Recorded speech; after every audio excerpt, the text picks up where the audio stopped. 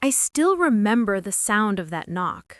It was soft, gentle, almost too delicate to be real. It did not sound like someone demanding entry, or someone in a hurry, or someone bringing news.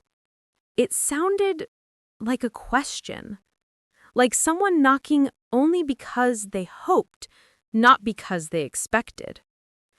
When I opened the door that day, everything I believed about myself, about my life, about my past, and even about my marriage quietly shifted.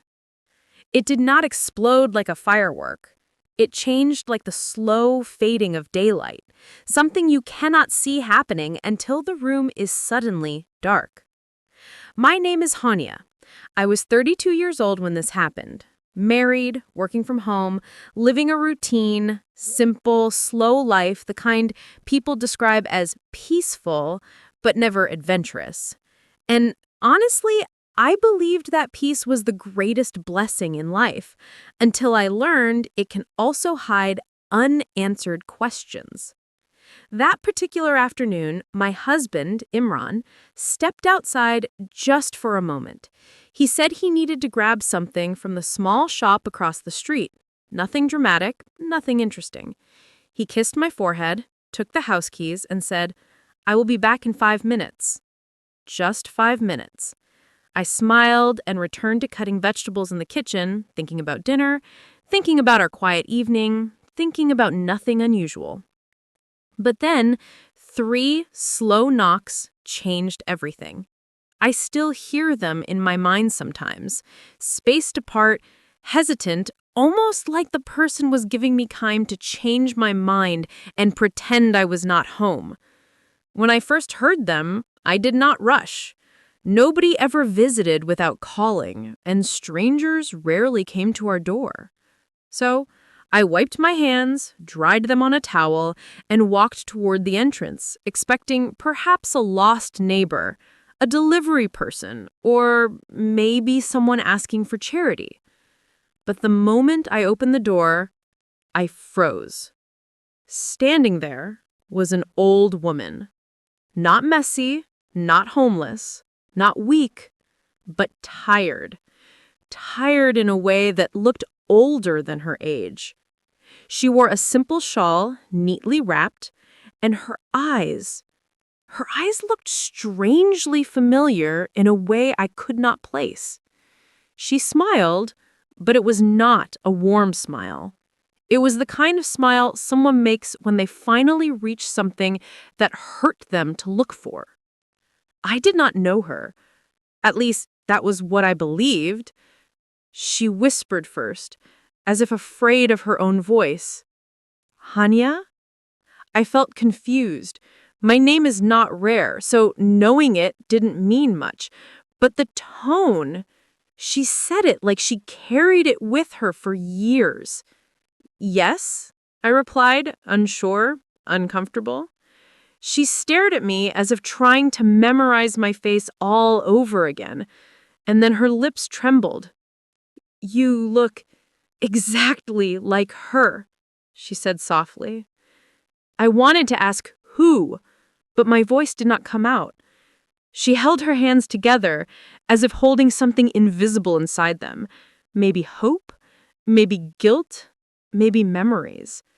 She whispered, almost unable to breathe, "My child, I have been searching for you for 32 years." For a moment, I thought she was confused, maybe sick, maybe lost. There are people who mistake strangers for loved ones, so I gently replied, "I think you're mistaken, Auntie." But she shook her head slowly. "No, I am not mistaken," she said with quiet certainty. "I am your mother." That moment did not feel real. The world did not spin. We did not collapse into each other's arms. There was no dramatic background score. It was quiet. Painfully quiet, like the world waited for me to speak, but I could not. All I managed to say was, "My mother died when I was born." She looked at me with a grief that felt older than my entire lifetime. "No," she whispered. "She did not die. I am here." I stood there, unable to move, unable to think, unable to even feel properly. It was like someone handed me a life I never knew existed. Before either of us spoke again, I slowly closed the door halfway. Not completely, but just enough to protect myself from whatever this was. Not because I was rude, but because I was scared. She seemed to understand. Her eyes softened, and she stepped back. "I do not want to harm you," she said. "I only want to see you once. I will not force anything." My hands shook slightly, and I didn't know why. My heart was beating fast, but not like fear, more like a feeling my body recognized before my mind did. She wiped a tear gently, as if afraid it would break her face if she touched it too hard. "You can close the door if you want," she added, "and I will walk away. But please, if you ever feel even a little curious, please ask your husband." My husband? My confusion deepened. "What does my husband have to do with this?" I asked carefully. She lowered her eyes, like she regretted saying anything. "He knows," she whispered, "and he promised." Promised what? Before I could speak again, Imran appeared from the side street, holding a small brown bag from the shop. He froze when he saw her.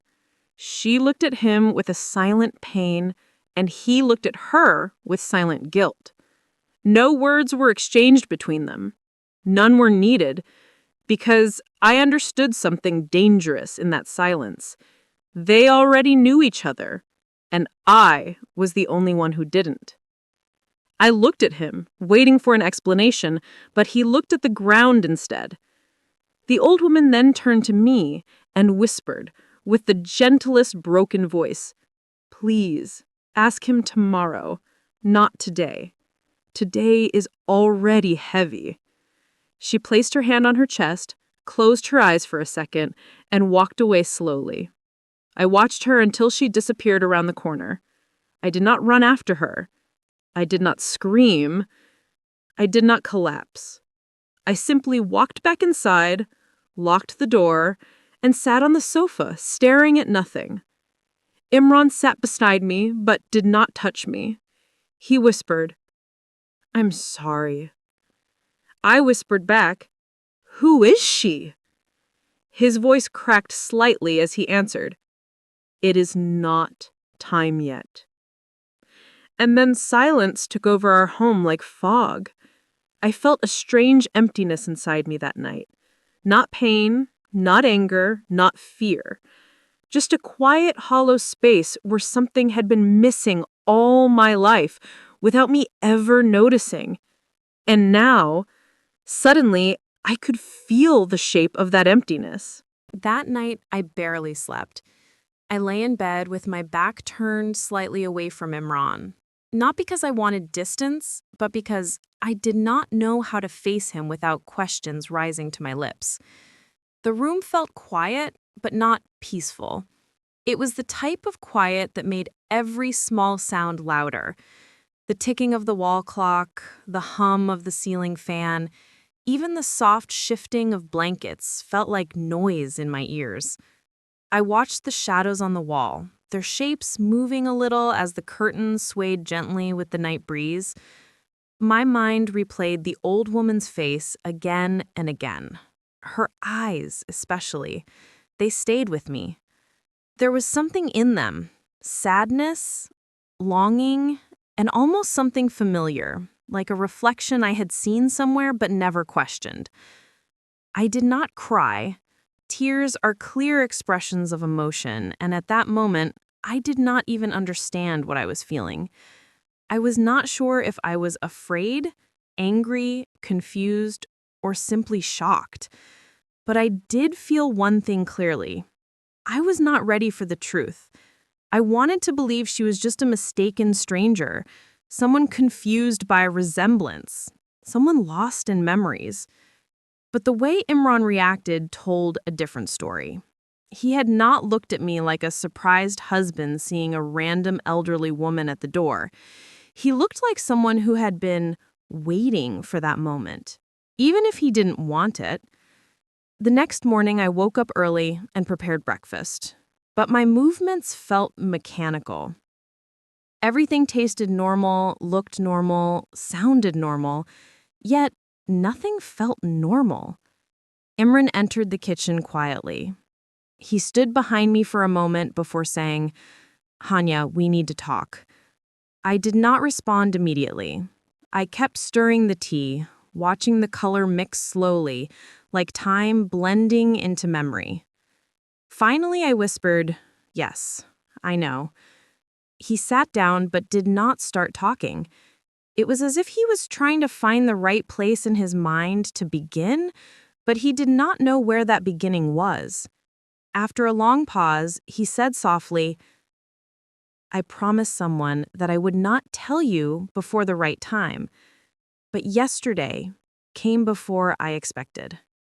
I turned and looked at him, not with anger, but with quiet pain. "Who is she?" I asked again, my voice steady, almost calm. He breathed deeply, holding his hands together like someone preparing to open a fragile memory. He said, "She is not a stranger. She is not confused. She has been looking for you since the day you were taken from her." Taken. The word felt heavy, unexpected, dramatic, impossible. My chest tightened slightly, and I leaned against the counter to steady myself. "What do you mean, taken?" I whispered. He shook his head slowly. "I cannot tell you everything, not yet. You deserve to hear it from her, not from me." I felt my throat tighten. "So you want me to talk to her?" "Yes," he replied, quietly, "but only if you feel ready." Ready? What does readiness even mean in a situation like this? How does someone prepare to question their entire identity? I walked away and sat in the living room, hugging a pillow lightly, not for comfort, but as something to hold so my hands wouldn't shake. Imran followed me and sat across, giving space like he always did when the matter required sensitivity. He said, "I know this hurts. I know it is confusing. But please believe me, I never wanted to hide things from you to hurt you. I only wanted to protect you." Protect. Another word that felt unclear. I nodded slightly, though I did not fully understand. Later that afternoon, I took a slow walk in the garden near our home. The weather was mild. Not cold, not warm, just calm. I looked at the flowers, some blooming, some fading, and it made me think about how life never stays at one stage. Some things grow quietly, while others end quietly. I sat on a wooden bench and closed my eyes, trying to recall memories from childhood. I grew up in a loving home, or at least I believed I did. My adoptive parents never treated me differently. In fact, I never even suspected I was adopted because everything felt real, stable, and loving. My father, a gentle man with warm laughter, always told me stories before bedtime. My mother cooked with love, brushed my hair, and held my hand every morning on the way to school. They were simple, humble people who believed in kindness. I never questioned my background, never looked for missing pieces, because I never felt incomplete. But suddenly, the simple story I believed all my life felt like it had another page that no one told me about. I wondered, who was that woman really? Why was I separated from her? Why now? Why after so many years? And most painful of all, did my adoptive parents hide this? Or did they also not know? That question sat cold inside my heart, like unmelted ice. When I returned home, Imran was sitting in the living room holding his phone, Not using it, just holding it. He stood up immediately when he saw me. "Do you want to rest?" he asked gently. "No," I replied. "I want to understand, but not all at once." He nodded. "That's okay. We can take this slow." His kindness made me want to cry, not because of hurt, but because it reminded me that even in confusing moments, I was not alone. I sat down beside him and said softly, "Tell me only what you can, and nothing more." He nodded again, thinking for a moment before speaking. "I met her 3 years ago, before we got married." My eyes widened slightly. "You knew her before you knew me?" "No," he explained quickly. "I met her after I met you, but before the wedding." "How did she find you?" I whispered. He hesitated, then said, "She was looking for someone who knew you. She had photographs. She went to places connected to your past. Somehow, she reached someone who knew me." I felt a chill through my body, not fear, just deep, emotional surprise. "Why didn't she come earlier?" I asked. "She tried," he said softly. "But there were problems, and she was afraid she would destroy your peace." My peace. The life I believed was whole. I lowered my eyes and whispered, "Does she live nearby?" "Yes," he replied. "Not very far." The idea that she had been living near me without my knowledge made my chest feel heavy. I looked at my husband with trembling curiosity. "Imran, do you believe her?" His answer was quiet, steady, and sincere. "Yes, I believe her." I swallowed gently, absorbing that truth like a slow-acting medicine. He reached out to hold my hand, but did not force it. I allowed him because, despite everything, I still trusted him. "Whenever you are ready," he whispered, "I will take you to her."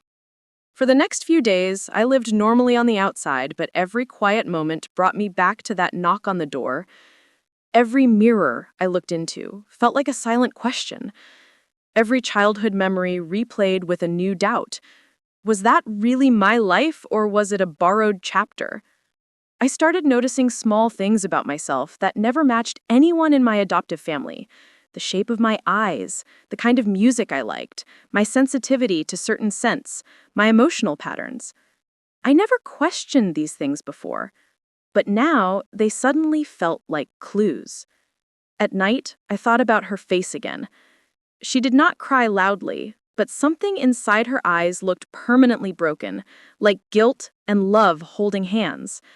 I wondered if she had lived all these years with the pain of absence. I wondered if she talked to the stars at night, hoping I was alive somewhere. I wondered if she celebrated my birthday without knowing where I was. Those thoughts made my chest feel warm and cold at the same time. 5 days after the knock, I made my decision. After dinner, I quietly told Imran, "I want to see her." He looked into my eyes with calm understanding, not surprise. He asked gently, "Are you sure?" I admitted, "No, but I need to." Because some questions do not go away with time, they only grow roots. He told me it would be better to meet her in a quiet place, somewhere without noise or pressure. There was a small park on the edge of the town, peaceful, almost always empty. We decided to meet her there the next afternoon. That night, I prayed silently, not asking for a miracle, not asking for answers, but asking for a strong heart. Sometimes, strength is not loud. Sometimes it is simply the courage to walk toward the truth, even if you are shaking inside. And I was shaking, but I was walking. The next afternoon arrived sooner than I expected. It felt like time was walking faster than me, pushing me gently but insistently toward the truth I had avoided all my life without even knowing it existed. I dressed simply, a soft, light-colored outfit. Nothing special, nothing new. I did not want to meet her as someone pretending to be stronger, richer, happier, or more confident than I really was. I wanted to meet her as myself, whoever that truly was. Imran drove silently beside me. His hands stayed firm on the steering wheel, but I noticed the slight tension in his jaw. He cared about me that much, I never doubted, but I knew he was worried about what this meeting would do to my heart. The road looked familiar because I had traveled it many times before, but today it felt like a path leading to a different version of my life. The park entrance looked ordinary, a faded wooden sign, an open gate, and a few tall trees swaying gently with the evening breeze. My heartbeat felt slow, but heavy, like each beat had a weight attached to it. As we walked inside, the world around me felt quieter than usual. Children were not playing, no loud voices, no music, only the distant rustle of leaves and the soft sound of birds returning to their nests. And then, I saw her. She was sitting alone on a bench under a tall tree, her shawl neatly wrapped again, her hands resting gently in her lap, like someone who had practiced patience for many years and no longer found waiting painful. She looked up slowly when she sensed us approaching. Her eyes did not widen with surprise. Instead, they softened with gratitude, as if she had prepared herself for both possibilities: my arrival or my absence. I paused a few steps away from her, not out of fear, but because I did not know how to bridge the distance between strangers and something deeper. She stood up slowly, as if her body carried memories older than her bones, and then she spoke with quiet sincerity. "Thank you for coming." I nodded gently, unable to form words yet. Imran quietly stepped back, giving us space, without leaving fully. He waited nearby, far enough to allow privacy, close enough to offer silent support. There were many things I could have asked first. Who are you? Why now? What happened? Why was I separated from you? Did you search every year? But instead, the first thing I said was, "I do not know what to call you." Her eyes filled with soft ache, not sharp pain, just the ache of hearing something truthful and innocent. She whispered, "You may call me whatever feels right. Whenever it feels right." I did not come to demand a name. I only came to give you the truth. I sat down slowly, keeping a gentle space between us. She sat too, carefully, with her hands still together, as if she held her emotions inside them. For a short moment, we just sat in silence, watching the light fade between the branches above us. Then she began, her voice steady and low. "When you were born, I was very young, younger than you are now. Your birth was not planned, and my life back then was full of restrictions. Your father and I loved each other, but our families did not allow us to marry. I was sent away while pregnant. No one allowed me to make choices. I was told that a child born without approval had no place, no future, and I had no strength, no money, and no power to fight." She paused to breathe, not because the air was difficult, but because memories were. "When she was born," she whispered, "I begged to hold her longer, but they took her away while I was still weak. And they said, 'You would never be mine.' They told me not to search. They told me to forget. But how does a mother forget a heartbeat that once lived inside her?" Her hands trembled slightly, and she placed them flat on her knees as if trying to keep the past from shaking her present. I swallowed gently, my voice barely steady. "So someone adopted me?" She nodded. Yes, a kind couple. I learned only later that they raised you with love. That was my only comfort, and the only reason I accepted silence." Her voice grew softer. "I never wanted to disturb your happiness. But I also could not leave the world without seeing you, at least once." Tears did not fall from her eyes. They sat there, waiting, as if they had learned how to be patient too. I looked down at my hands. You said Imran knew? I whispered. How? She sighed slowly. 3 years ago, I found a name connected to your workplace, a person who knew you. I approached them carefully, and that person led me to him. He listened. He trusted what I said, but he also believed that rushing would hurt you. So we made a promise.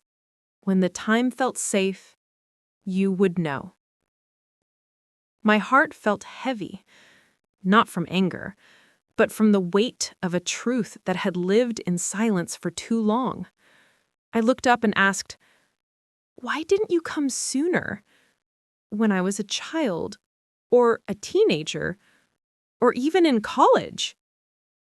She gave a thin, sad smile.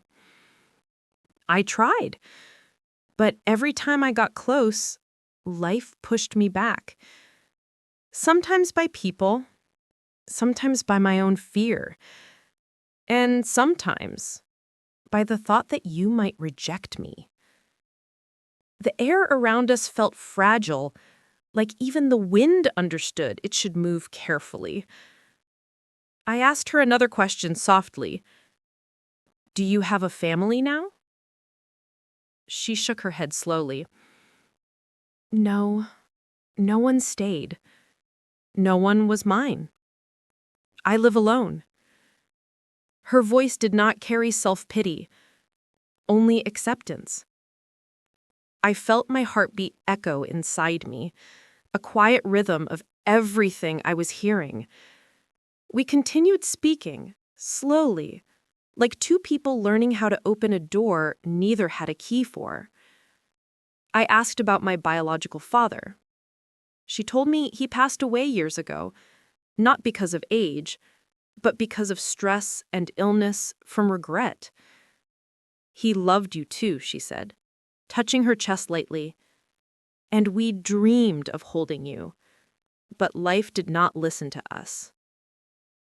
We sat quietly again. There were no birds singing now, only the sound of evening settling into night. She turned to me and said the most unexpected words. You do not need to accept me. You do not need to love me. You do not need to change anything in your life. I only want you to know that you were never unwanted. You were never a mistake. You were never abandoned because you lacked value. You were taken because I lacked power. My eyes finally filled, not with loud crying, but with soft tears that did not fall immediately, like they too were listening. We spoke for almost an hour. Not everything was said, but many things were felt. When it was time to leave, she stood up very slowly. It is your choice, she whispered, if we speak again, or if this was our first and last meeting. Whatever you decide, I will carry your existence with gratitude.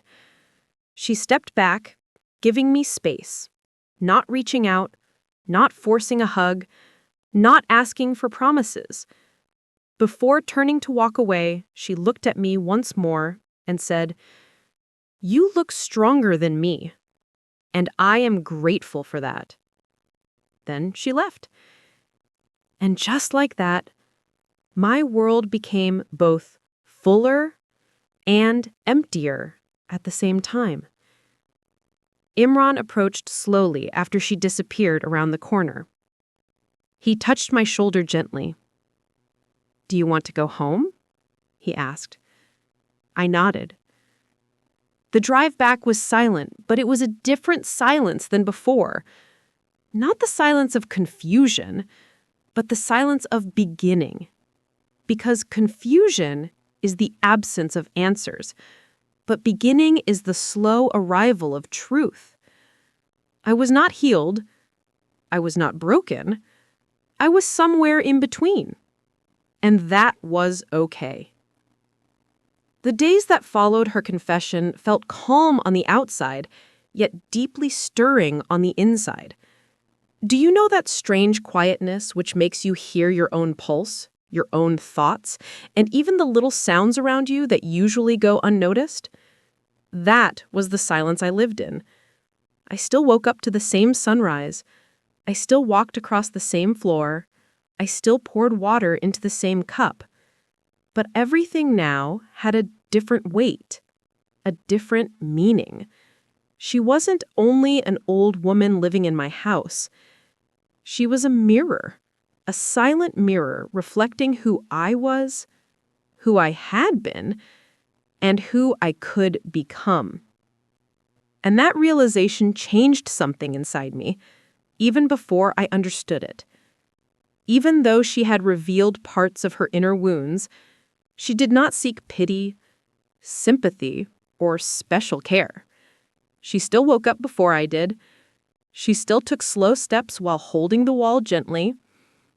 She still hummed that same soft tune, the one that both comforted and haunted me. Yet something subtle shifted in how she looked at me. Her eyes did not ask, "Why are you distant?" anymore. Instead, they quietly said, "I understand why." She never tried to force a conversation. She never tried to entertain me. She never tried to make me feel anything. She simply existed, with grace, with patience, and with the quiet dignity that only people who have deeply suffered carry within them. It was both peaceful and unsettling, because for the first time, I felt like someone could truly see me. Not my clothes, not my house, not my voice, not my actions, but me. The part of me I had buried beneath responsibility, habit, and self-control. One afternoon, I entered the kitchen and saw her sitting by the window. The sunlight gently touched her hair, making it appear soft and almost glowing. Her hands rested on her lap, fingers slightly curled inward, as if holding memories that never left. I poured myself a glass of water. She turned her head slightly, and with a soft smile, she said, "You look tired today." I froze. She was right. Not physically, emotionally. I sat across from her, unsure what to say, and she didn't press. She simply watched the small dust particles dancing inside the sunlight, as if she could see beauty even in things that most people ignore. After a moment, she spoke again, barely above a whisper. "You do not have to be strong every day." Her words didn't hit me like a dramatic shock. They landed softly, slowly, deeply, like snowflakes that melt only when you finally notice them. I looked at her and asked, "Why do you say that?" She gently replied, "Because even the sky rests before it rains." And just like that, she went quiet again. Sometimes, a single sentence can hold more truth than all the books in a library. Later that night, her words stayed with me. Even the sky rests before it rains. It reminded me of myself when I was younger, before maturity and caution replaced vulnerability. There was a time when I laughed freely. There was a time when I trusted easily. There was a time when I didn't measure my emotions before speaking. There was a time when I believed that love alone could fix anything.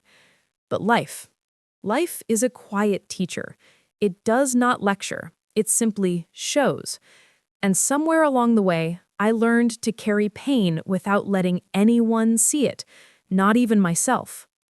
Maybe that was why this old woman entered my life. Maybe she was not a coincidence.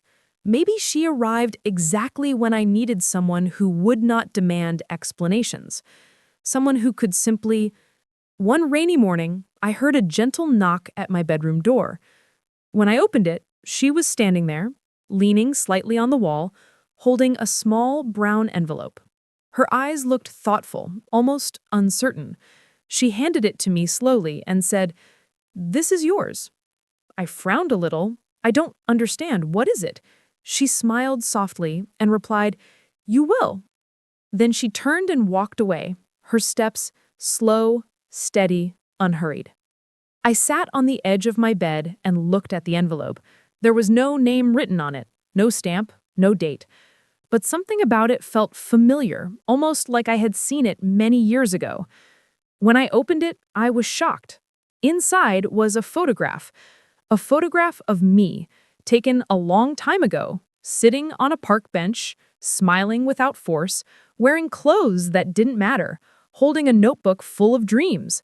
My eyes in that picture were bright, not from happiness alone, but from possibility. Then I saw handwriting on the back. It said, "Do not lose the person you once promised yourself to become." My body went still, my breath softened, my eyes clouded. How did she get this photo? Why did she have it? Who wrote those words? I kept staring at the picture, unable to move, unable to think clearly, unable to pretend nothing was happening. That old version of me, the one in the photograph, the one that I had forgotten, was looking straight at me, as if asking, "Where did you go?" I walked slowly toward the living room. She was sitting there, gently sewing a small tear in her scarf. My voice trembled slightly when I asked, "How did you get this picture?" She did not stop sewing. She did not act surprised. She simply lifted her eyes toward me and replied calmly, "Someone gave it to me a long time ago." "Who?" I whispered. She looked at me gently, not with secrecy, but with compassion. "Someone who wanted you to be loved, beyond your mistakes." My heart felt almost too heavy to hold inside my chest. Mistakes, love, memory, identity. Everything collided quietly. I sat down across from her, trying to steady my breath. I asked, "Why did you wait so long to give this to me?" She paused, ran her finger slowly across the fabric she was mending, and said, "Because you would not have understood it earlier." Silence. A silence that neither hurt nor comforted. It simply existed. After a long pause, she placed her hand gently on the table and added, "Pain has a time, healing has a time, and truth has a time." Those words sank into me like rain seeping into dry soil, slowly, silently, and permanently. Later that evening, we sat quietly listening to the soft rain outside. It was one of those rare rains that felt like nature was whispering rather than pouring. Suddenly, she spoke. "I once knew someone who carried pain inside, just like you." I didn't interrupt her. "He built walls instead of bridges. He became distant instead of honest. He hid his feelings instead of facing them. And he slowly lost the people who cared." Her voice shook slightly, but she continued. "When he finally understood his mistake, he felt empty. Not because he had no one, but because he no longer knew how to love himself." She swallowed softly.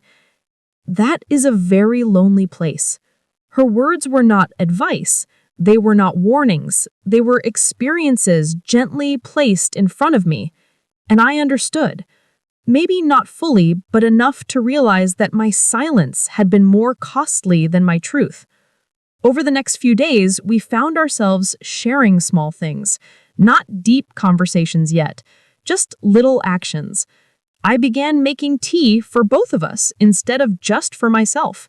She occasionally placed an extra plate on the table, even when she wasn't hungry. We sometimes sat together without speaking, simply sharing presence. One day, while I was cleaning the bookshelf, she walked toward me holding a tiny piece of old paper. She handed it to me and said, "Keep this with you. It helped me once." The paper had only 8 words written on it. "The heart remembers what the mind forgets." I didn't fully understand it yet, but I kept it. Something inside me was slowly waking up, like a door that had been locked for years finally beginning to loosen. A week later, I noticed she began coughing more frequently. Not loudly, just soft, dry, and persistent. When I asked if she was all right, she gently brushed it off and said, "It is just age." but something deep inside me felt uneasy. I found myself watching her more carefully. How she held the railing when climbing stairs, how she paused a little longer before standing, how she pressed her hand lightly to her chest when she thought I wasn't looking. One night, I heard her quietly struggling to breathe for a few seconds before it settled. I walked to her room door, wanting to knock, but stopped. I didn't want to intrude. I didn't want to worry her. I didn't know if I even had the right to show concern. But I cared, and caring felt new and frightening. 2 days later, she asked me to help her reach a small wooden box from the top shelf of the old cabinet. It was beautifully carved, with a small golden lock that was already open. She said, "Please place it on the table." When I did, she slowly opened it and revealed several old letters, dried flowers, a silver locket, and a document with faded ink. I expected her to explain them immediately, but she didn't. She simply said, "Not everything inside this box is meant to be opened today, but it is time to open at least one truth." She handed me a sealed envelope much older than the first one, with my name written in handwriting I vaguely recognized. My chest tightened. I looked at her silently.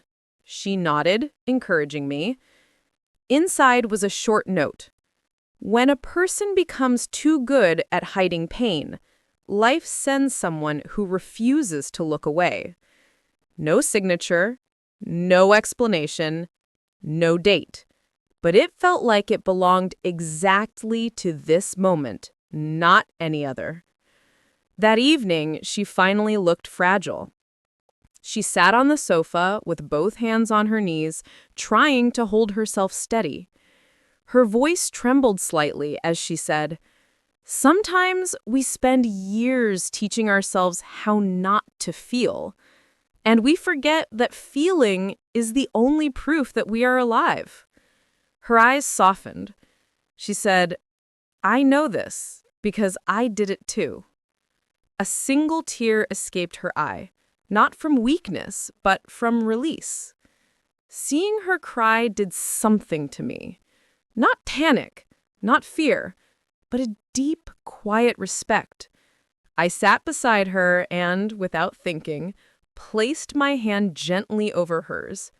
For the first time, she held it back. Not tightly, not desperately, just gently, like someone holding on to something they value, not something they cling to.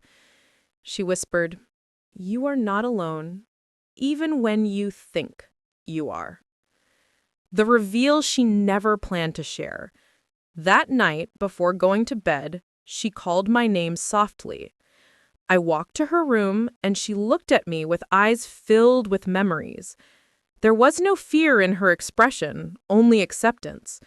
She spoke slowly. "I did not come into your life by accident." My breath paused. She continued, "I was asked to find you, to remind you of the part of yourself you left behind. Someone believed you still needed hope." I whispered, barely audible, "Who asked you?" She closed her eyes gently and said, "You will know when your heart is ready." Night arrived slowly, as if it did not want to interrupt the moment hanging between us. I quietly left her room and returned to mine, but I did not sleep. I lay there, staring at the ceiling, listening to the faint ticking of the old wall clock and the soft wind touching the windows gently. Her last words kept circling in my mind. "I did not come into your life by accident."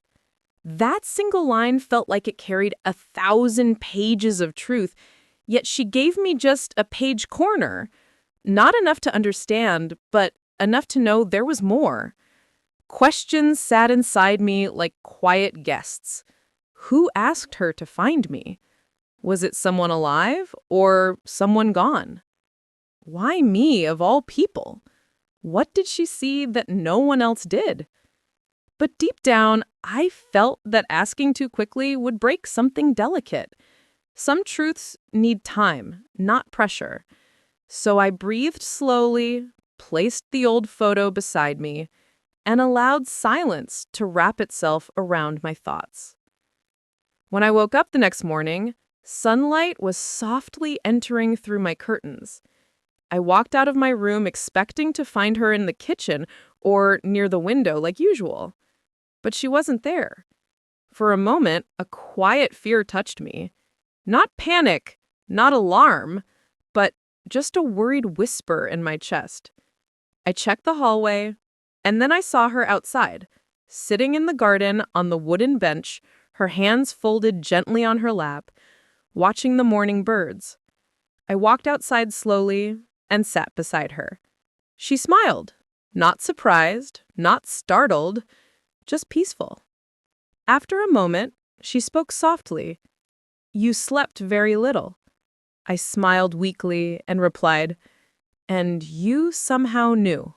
She looked up toward the sky and said, "When someone's heart has been quiet for too long, even a little sound can keep them awake." We sat without speaking for a while.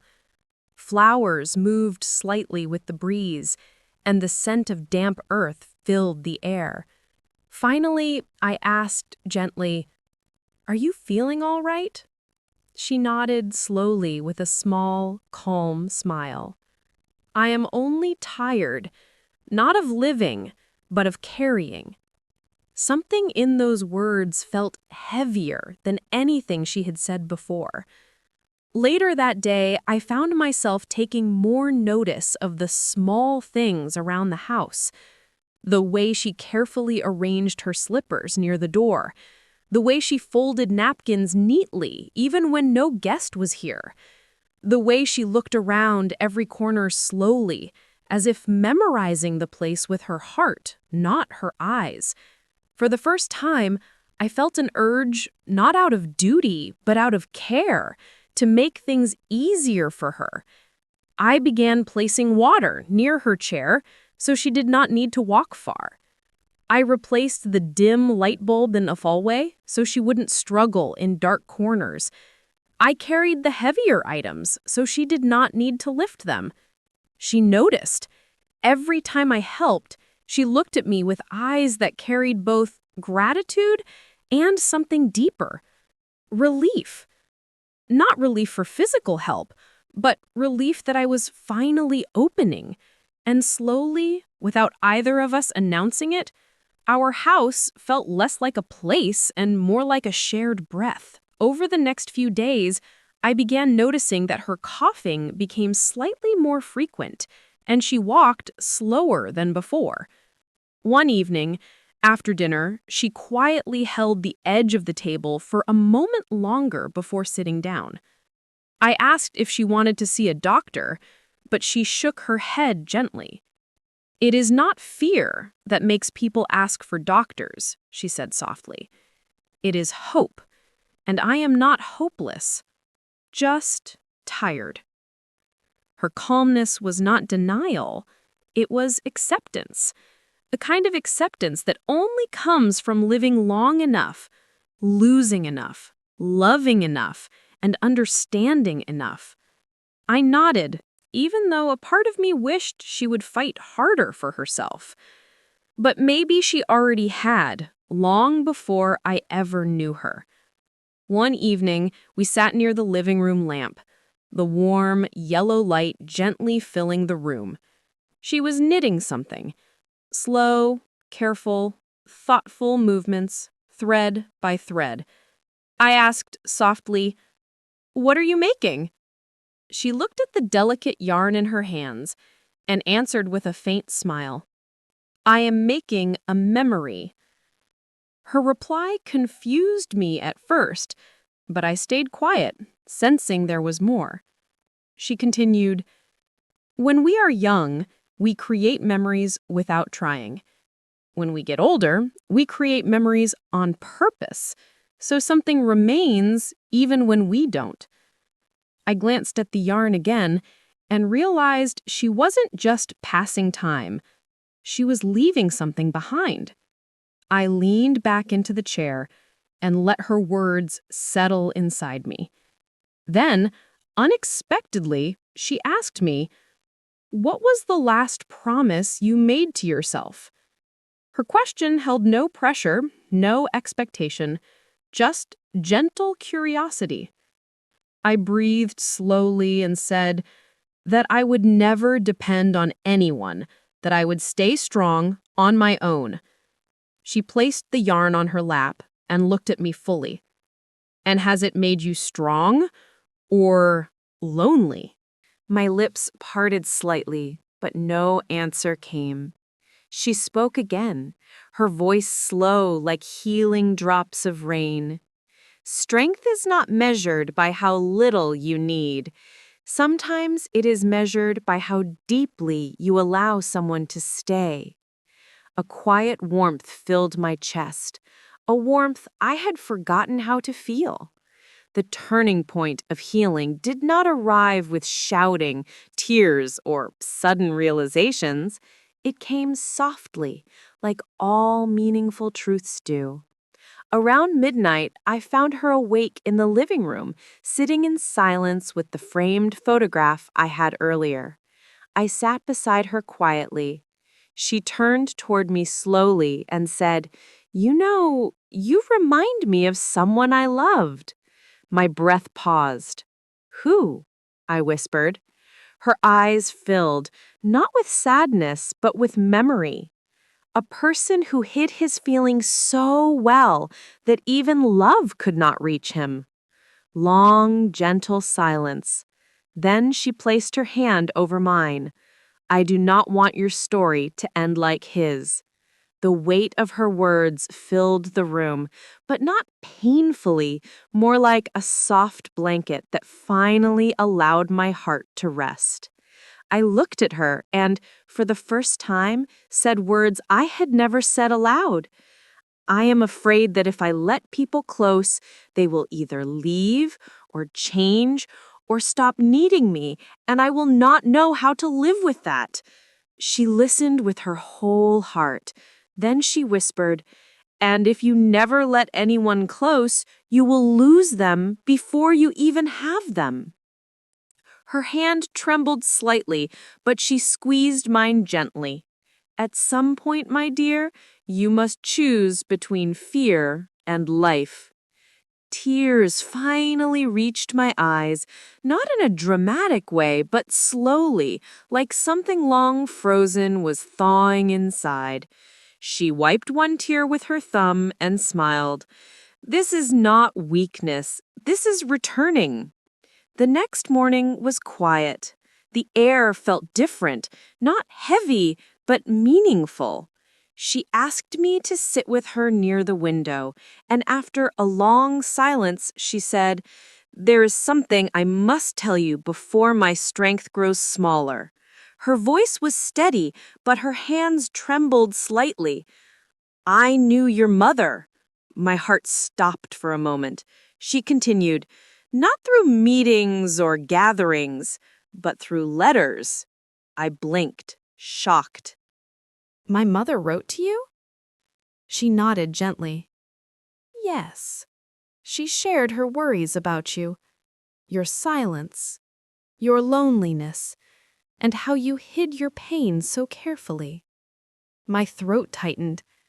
She wanted you to be seen, the old woman whispered softly, by someone who would not judge you, rush you, or abandon you. A deep ache filled my chest, not painful, but overwhelming. I whispered, "Did she send you to me?" The old woman closed her eyes slowly and said, "She feared she would not have enough time, and she wanted someone to continue loving you quietly, even from a distance." My eyes blurred with tears. No dramatic shock, no screaming revelation, just a truth that finally found me. She held my hand gently and said, "You were never alone. even in the moments you believed no one cared. I lowered my head, tears falling silently, and whispered, I did not know. She placed her other hand softly against my cheek. You were not supposed to know. You were supposed to feel. From that day onward, every moment with her felt like it carried meaning. Not urgency, not fear, but gratitude. We shared slower mornings. We talked more, but still in soft tones. We spent time together, not because we needed to, but because neither of us wanted to waste what was left. Sometimes we laughed quietly about small things.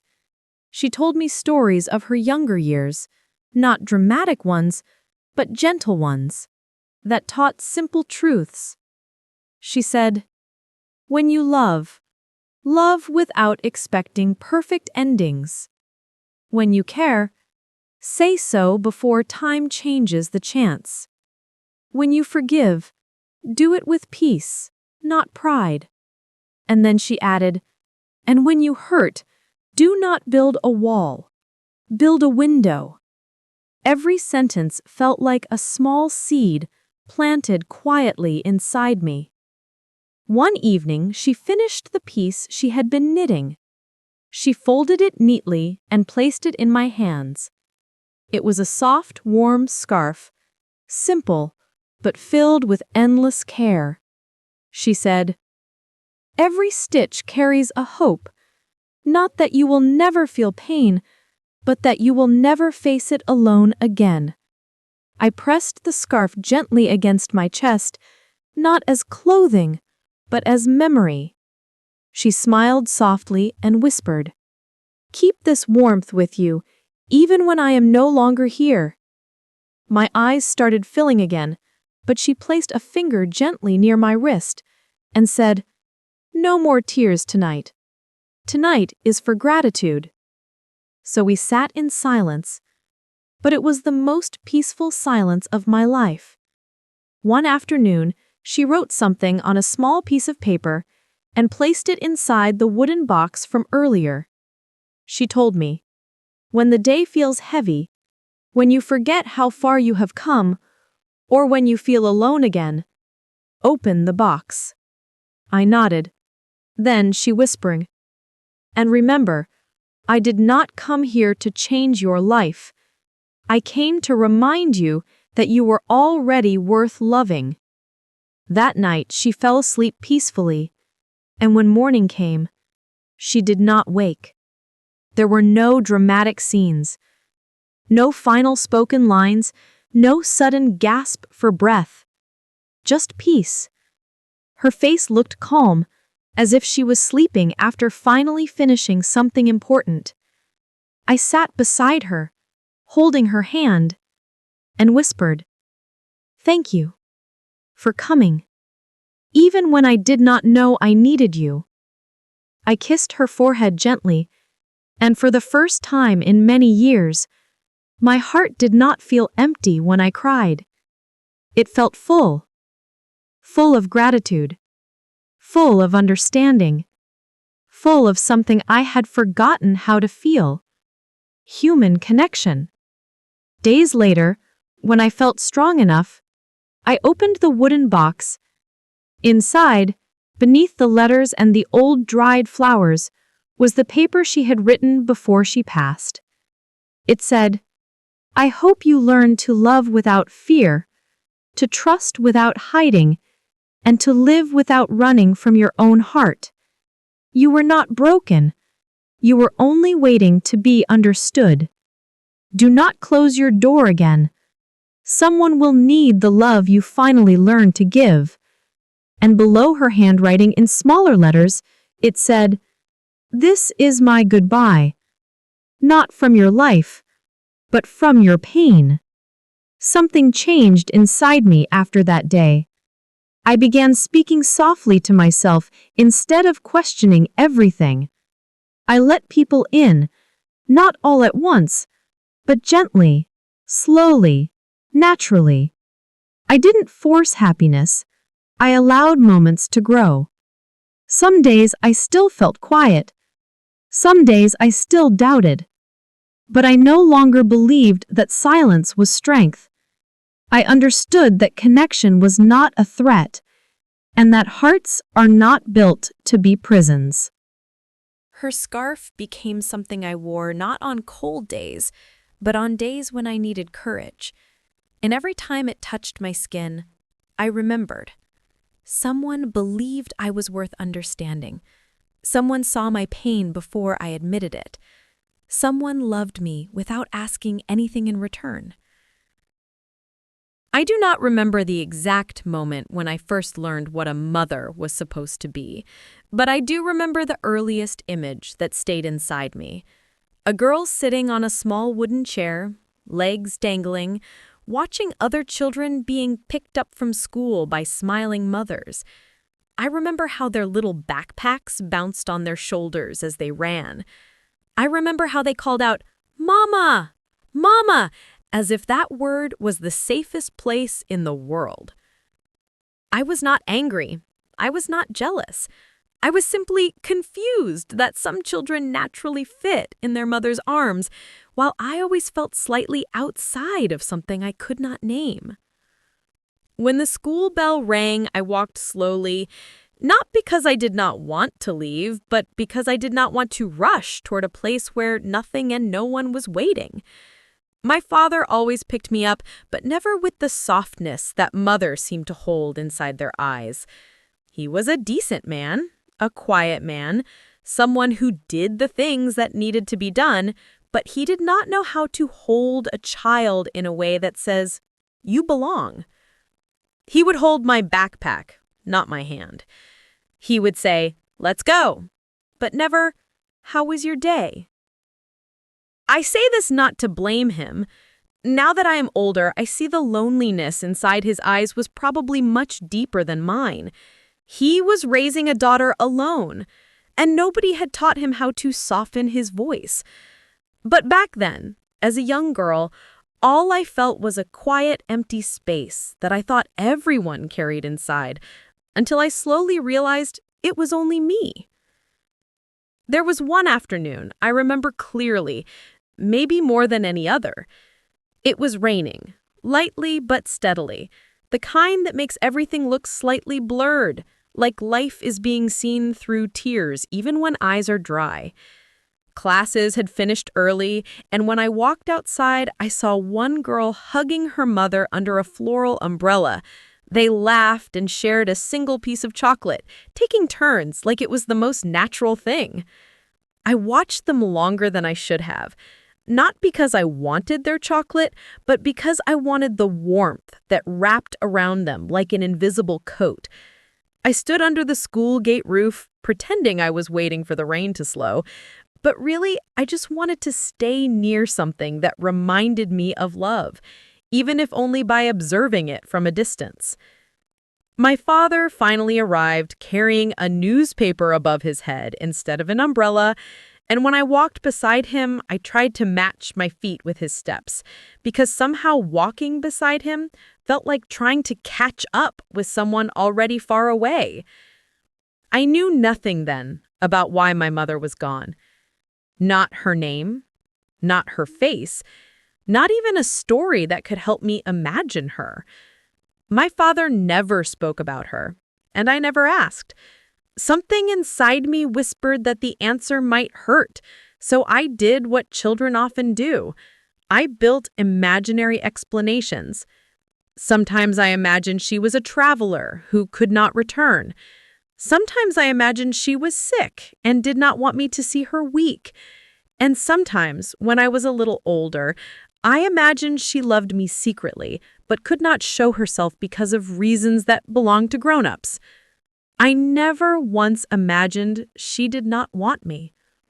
Children protect their hearts in ways adults forget. Years later, when I met my husband, I found myself drawn to his calm and gentle nature, mostly because he seemed like someone who would never abandon anyone. He was the type who listened without interrupting, who looked into my eyes when I spoke, and who held a respect for silence instead of filling it with unnecessary words. We shared simple meals, simple dreams, and simple plans. When we moved into our home, I felt a sense of safety for the first time that I could clearly identify. The walls did not echo. The rooms felt warm. The air held the scent of possibility. Yet, I still kept a secret inside me, one I was ashamed to voice. I feared motherhood, not because I didn't want children, but because I didn't know how to be something I never saw. I feared repeating absence. I feared creating disappointment. One night, early in our marriage, he asked gently, "Do you ever think about having a family?" I inhaled slowly before speaking, carefully choosing each word like they were fragile pieces of glass. I whispered, "I do, but I do not know if I would be good at it." He reached for my hand. "No one knows before they begin." I nodded, but inside I felt a quiet ache, a fear that maybe some people are born already missing something essential. At that time, I still did not know the truth, that the woman I feared I could not become was still alive somewhere, carrying answers I never asked for. As I grew older, even before the old woman came to my door, I had small moments, tiny fragments of suspicion, like threads leading toward a hidden place. Not conclusions, just hints. A letter addressed to my father once came from an unfamiliar city. A photograph fell out of an old drawer that showed him standing next to a woman with long, dark hair, but the image was cut, as if someone had torn half of it away. I never dared to ask. Every unanswered question became part of a quiet, emotional structure inside me, like a house built with missing bricks, yet still standing, pretending no wind would ever come.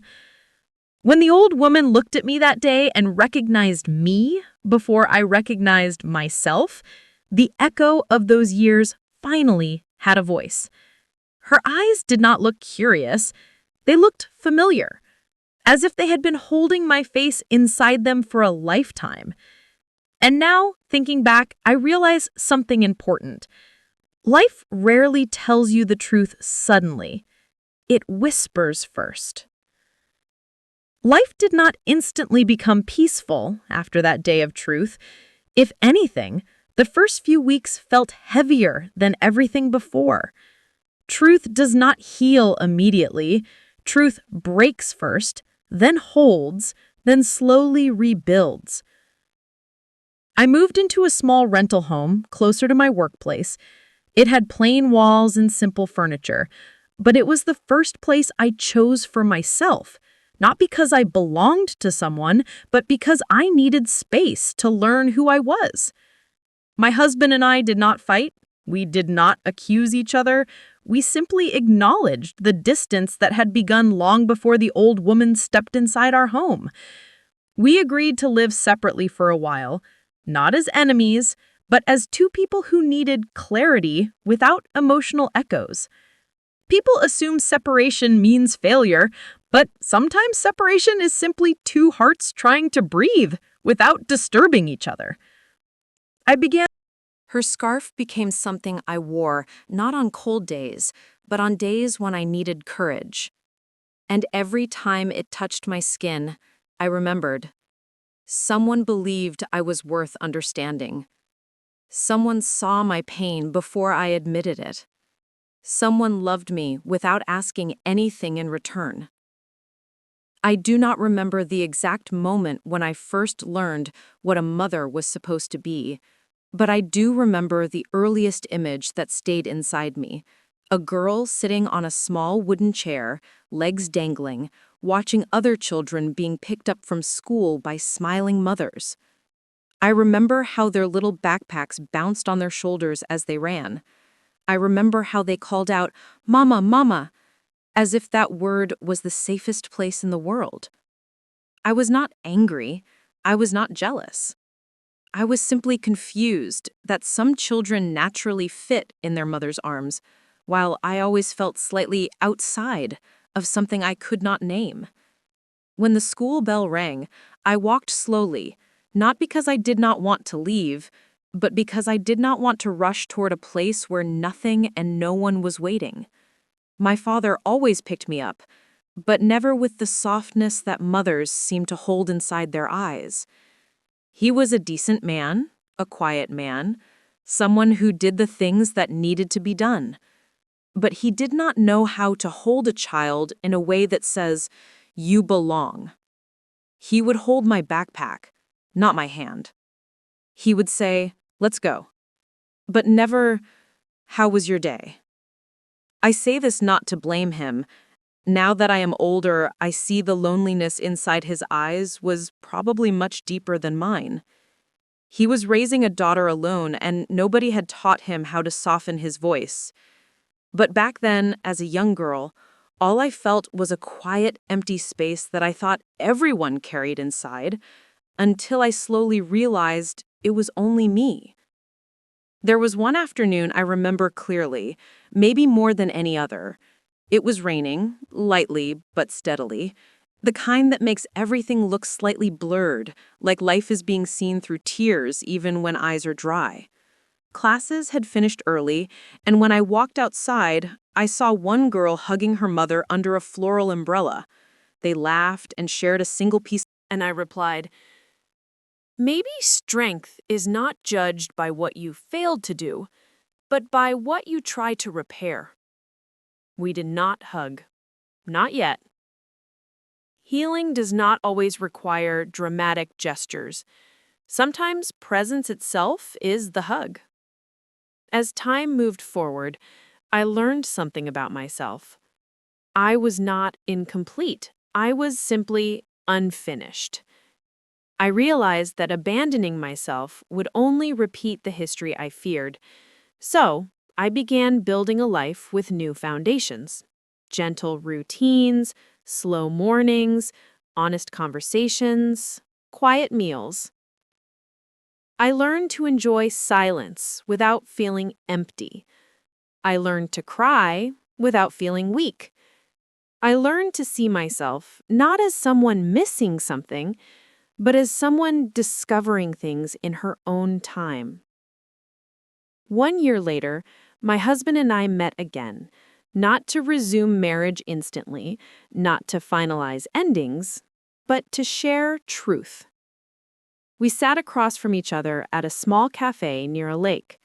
He looked a little older, and maybe I did too, but our eyes carried more understanding than before. He spoke first. "I was afraid of losing you," he said quietly. I nodded. I was afraid I never really belonged to anyone. He took a slow breath. "Do you think we can try again someday?"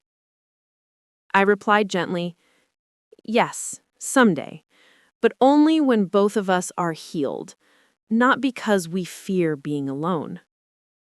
He understood, and that understanding itself was love, not romantic, but human.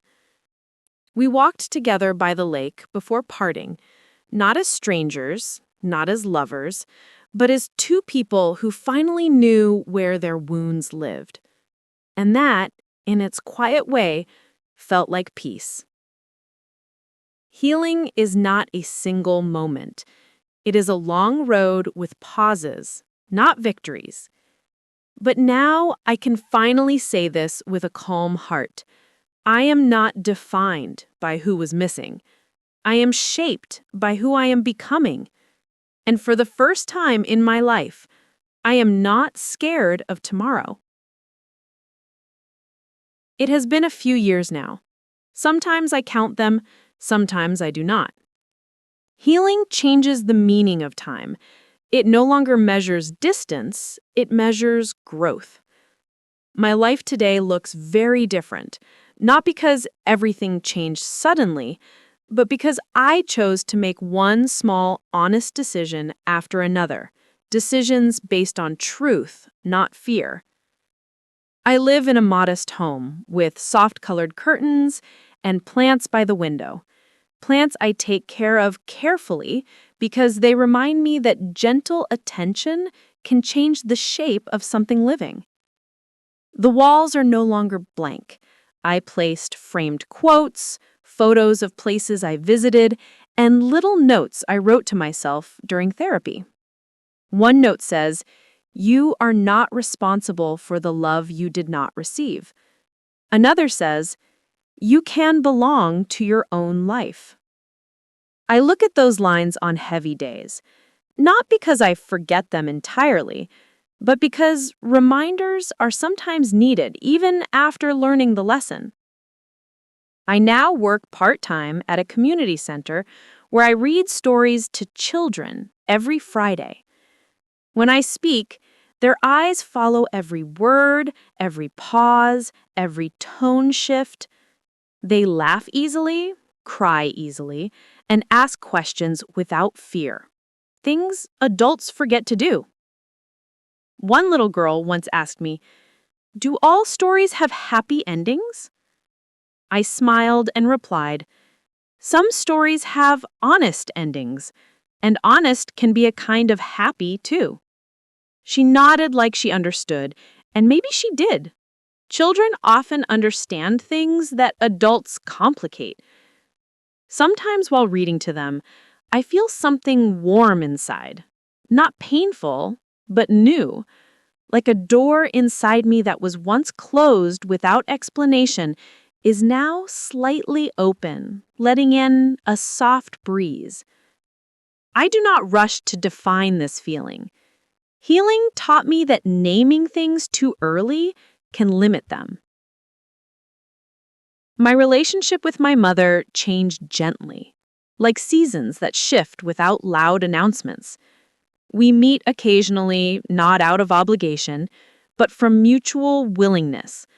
We walk slowly through parks, visit quiet cafes, and share simple meals where silence is no longer uncomfortable. It is simply silence.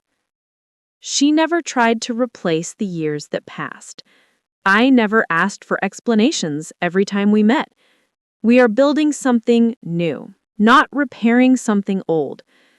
One day, after a long, quiet moment, she spoke softly.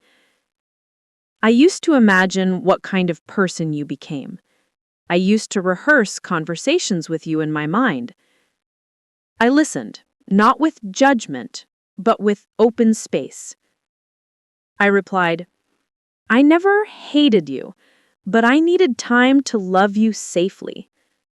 She nodded with moist eyes. That nod felt like a bridge. We are not a perfect mother-daughter story. We are a human one. And sometimes, that's enough. I continued therapy even after I felt better. Healing, I learned, is not medicine, it is maintenance. Some sessions were full of tears, some full of silence, some full of surprising clarity. My therapist once asked, "If the little girl you used to be could see who you are today, what do you think she would say?" It took a moment, but when the answer arrived, it felt true. She would finally feel safe enough to fall asleep in someone's arms, even if that someone is herself. That session changed me. It allowed me to shift from surviving to living. Years passed quietly. My husband and I remained in occasional contact. No arguments, no accusations, no urgent expectations. Just two people who once shared a life and still shared a respect for what it meant. Eventually, he asked to meet again, not with pressure, just a gentle request. We met at the same lake we had visited years earlier, the water still calm, the air still gentle. He looked healthier, more present, more open. Maybe he healed too, in his own way, at his own pace. Healing is not a competition, it is a private responsibility. We sat down on a wooden bench, and for a while, no words were needed.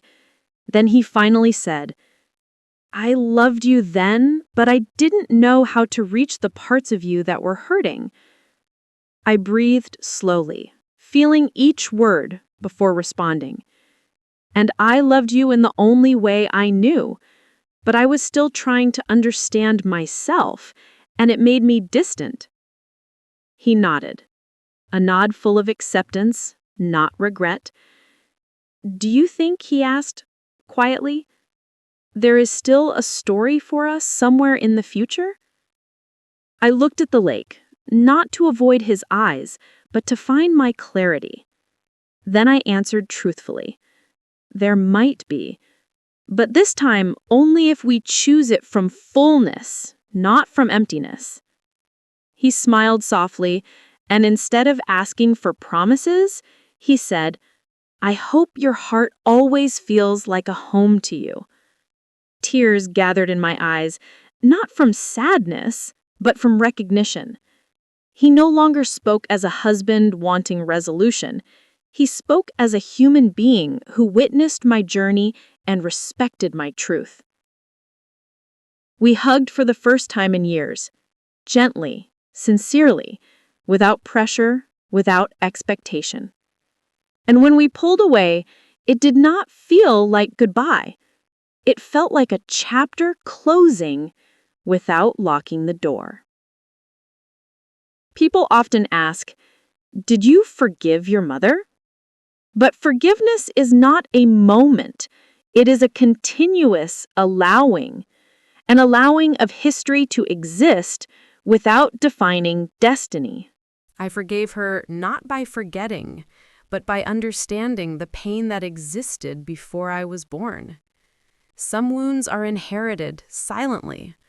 Some decisions are made from fear, not from lack of love. I learned to see her as a person, not just as a mother. And strangely, once I stopped demanding something from her, she began offering pieces of herself freely, in stories, in apologies, in soft glances she never had the chance to give me as a baby. I am not the girl who waited under a school gate anymore. I am not the young wife afraid of love. I am not the silent adult trying to pretend she had no missing pieces. I am someone who learned that emptiness can be turned into space. Space can hold new beginnings. And beginnings do not require perfection, only willingness. To anyone who feels incomplete, I offer this truth. You are not missing half of yourself. You are meeting yourself slowly. Sometimes life does not give the love we expect, but it teaches us how to give the love we deserve. And that, in its own quiet way, is a beautiful ending. Life did not suddenly become brighter after her, but it became softer. There were mornings when the house felt too quiet, and evenings when I found myself waiting for a voice that would never call my name again. Her absence did not hurt loudly. It hurt in quiet corners, in tiny habits, in unspoken thoughts. Grief did not knock on my door like a storm. It entered like a slow winter, changing the air, lowering the light, and whispering gently, "Feel this. It is love that has nowhere to go."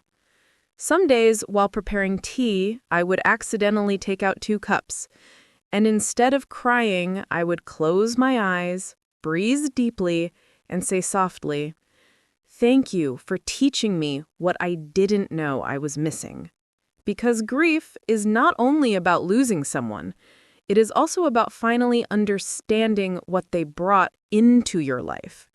And she brought truth, softness, and the permission to feel. I kept her shawl gently folded on the living room chair, just where she often sat. Not as a shrine, not as a refusal to move on, but as a gentle reminder that love once lived here. Sometimes, when the evening breeze entered through the window, the fabric would move a little, and I would imagine her adjusting it with those slow, graceful hands of hers. Even silence held her shape. Even empty spaces spoke of her. Even the dust, if I looked long enough, felt like memory settling, not neglect. The garden where she once watched birds became a place I visited more often. I planted white flowers there, soft, calm, peaceful ones, the kind that did not demand attention, but offered comfort just by existing, because that was who she was.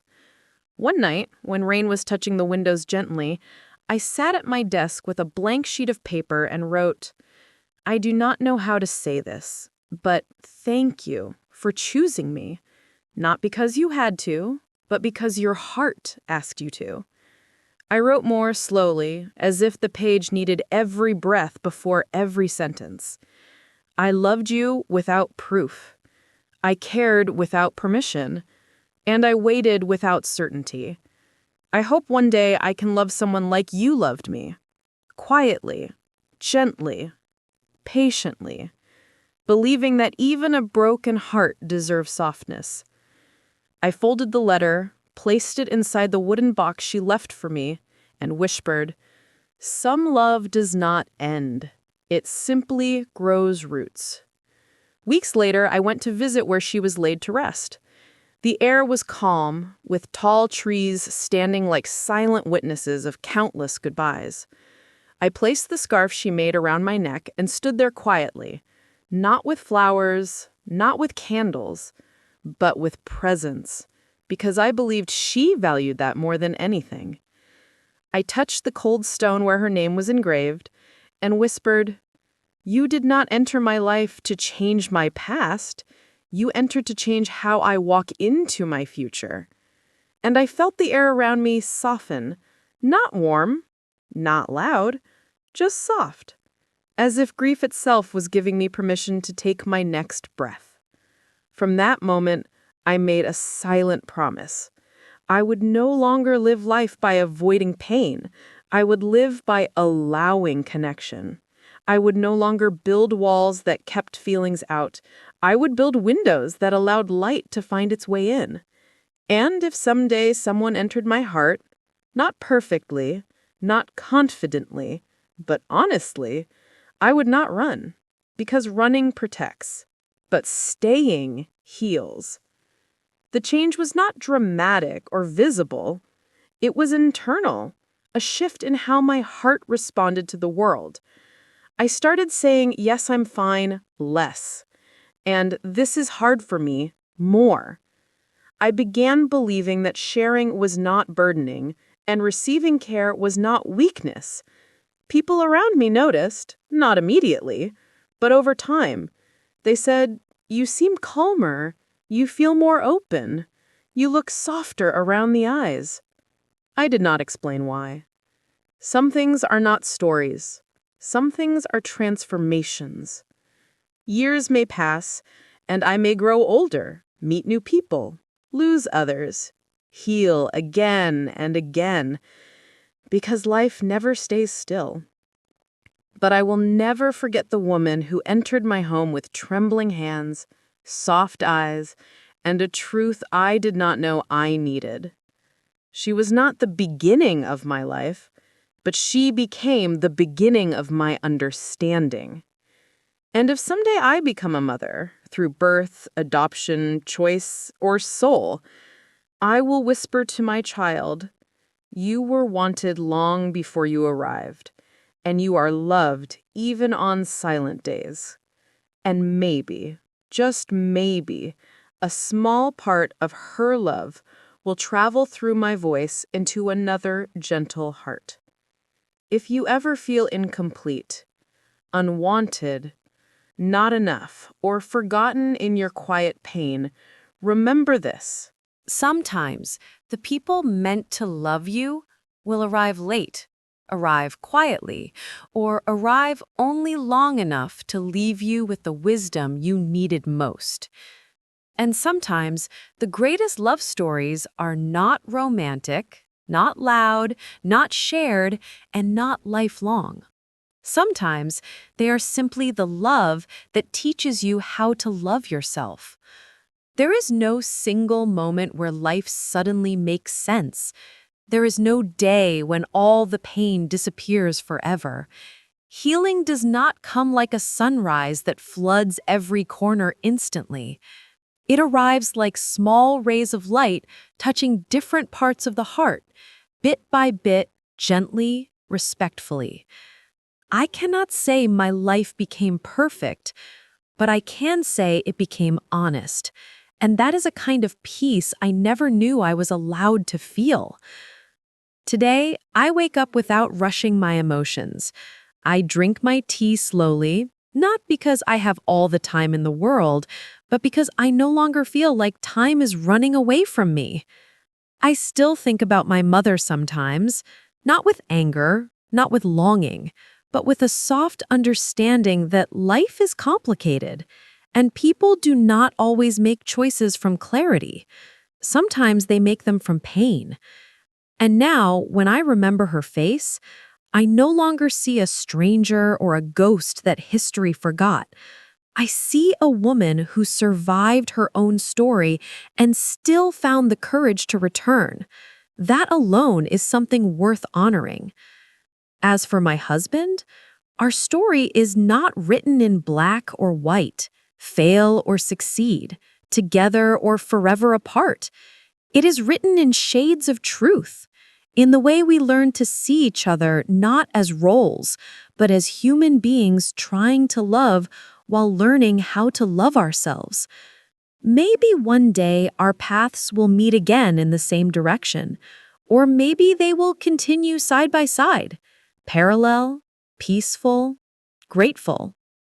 Whatever happens, I know now that love is not measured by staying, but by not abandoning the truth. I learned that forgiveness is not a gift for another person. It is a gentle release we offer to our own heart so it can finally rest. And I understand now that family is not always the people who share your beginning. Sometimes it is the people who choose to show up when you are finally ready to be seen. I am no longer afraid of the word mother. I am no longer afraid of my reflection.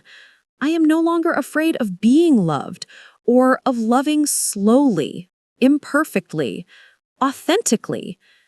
I did not get the childhood I wished for, but I am giving myself the adulthood I deserve. In the end, I did not find a perfect ending. I found myself, and that is a story worth telling. So if you are listening, if you are somewhere between breaking and healing, if you are questioning your worth because someone once failed to see it, please take this with you. You do not need a complete past to build a meaningful future. You only need one honest moment to begin again. And sometimes that moment is now. The ending that I conquered myself. Did you like the story? And which city are you listening from? Let's meet in the comments. If you like the story, you can support me by sending a super thanks so I can keep bringing more stories like this. Thank you so much for your sweet support. I'm looking forward to your comments on the story. There's so much more on my channel. Don't forget to subscribe. See you in the next life story. With love and respect.